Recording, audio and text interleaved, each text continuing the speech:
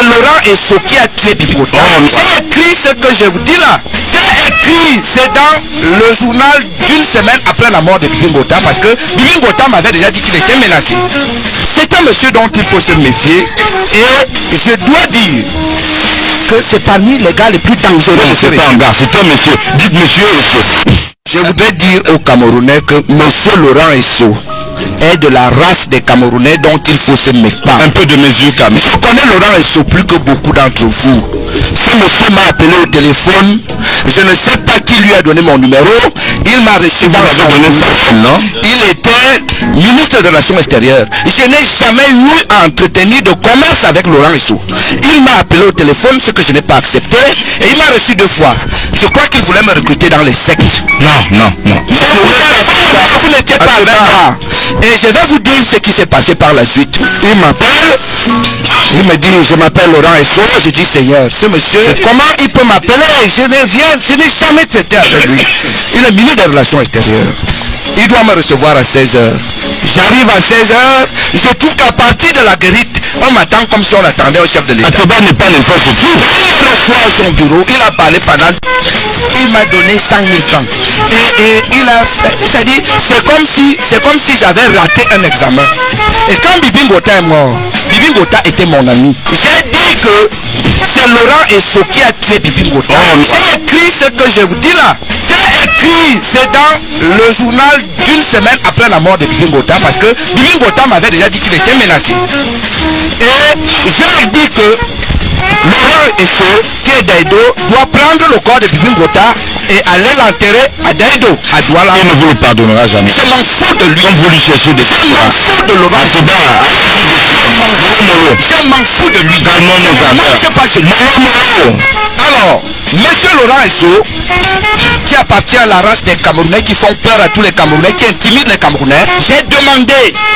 Pour moi, Bibi Ngota est enterré en cimetière de Daido. Il n'est pas enterré ailleurs qu'à Daido.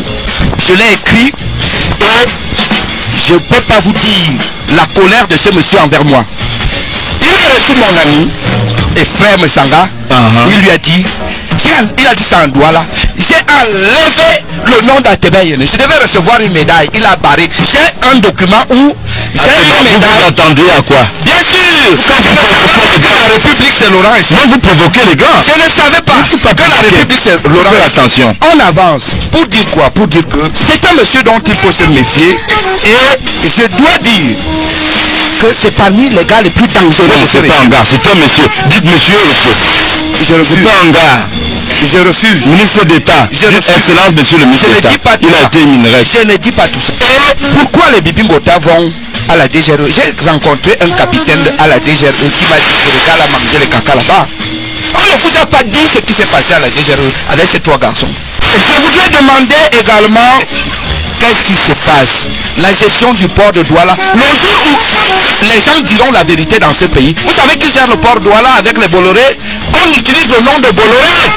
Mais les vrais gens qui gèrent le port de Douala sont là, dans le gouvernement, prétendent soutenir Paul Biya.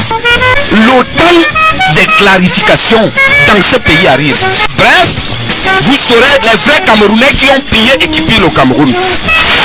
Laurent Esso en veut à Etu Doyono, c'est clair. Mais Laurent Esso en veut à Etu Doyono. Il fait sa tête pour 2 raisons. Première raison, les Douala pensent que... Non. Les Sawa pensent que le port de Douala c'est pour eux.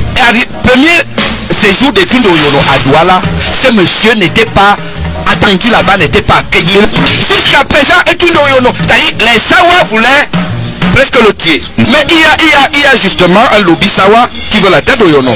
Le monsieur qui est à la SNH, monsieur Adolphe Moudiki, franco-camerounais. Il faut le savoir, il a voté le président français il n'y a pas longtemps. Il faut le savoir. Parce que quand les problèmes vont commencer, on va dire que oui, il est français. Et lobby Sawa en veulent, certains lobby Sawa en veulent à Bon, c'est clair et c'est net. Ce monsieur a ramené le port et c'est les réseaux Laurent Esso qui ont amené Moukounoumé au port de Douateba. Il a coulé le port.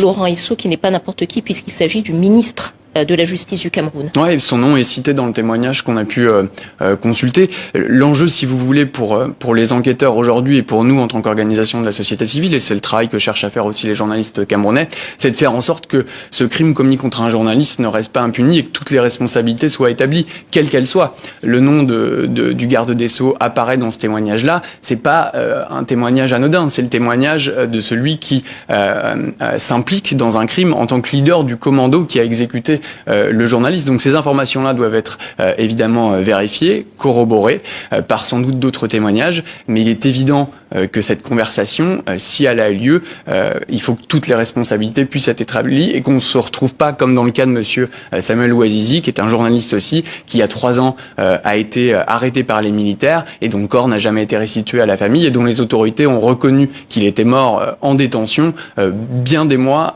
après qu'il ait été tué.